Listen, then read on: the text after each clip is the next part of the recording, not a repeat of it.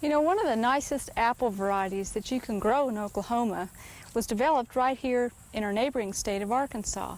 And this is called Arkansas Black. If you want an apple that is ready for harvest late in the season, keeps really well, and has a nice deep red color for fall, you might want to try Arkansas Black. Now we have our tree on a semi-dwarf rootstock.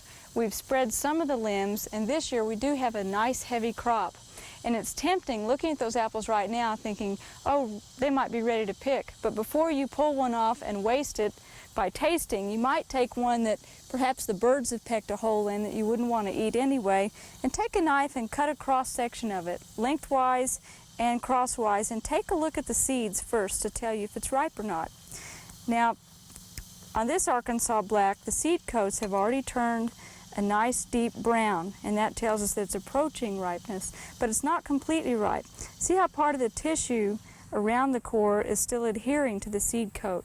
That tells us that that apple is not yet ready for picking, and we'll want to leave these on the trees for a few more weeks. Another tip, like we showed you a few weeks ago with apples, with pears, is looking at the lenticels, or the corky tissue on the outside of the skin. When it turns from white to a tan, corky look, usually then they're ready to pick. Now in Arkansas Black, as with most apples that keep well, you don't want to store any that have any damage at all from birds or little insect punctures. Use those up right away. Only store the best ones, and try to wrap them individually in newspapers so they won't be touching in storage. Well, next spring, when you're looking through catalogs and trying to decide on a variety of apple, consider Arkansas Black for Oklahoma.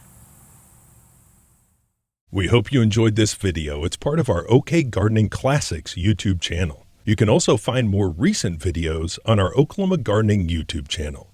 And join us on social media for great gardening tips, photos, and discussion.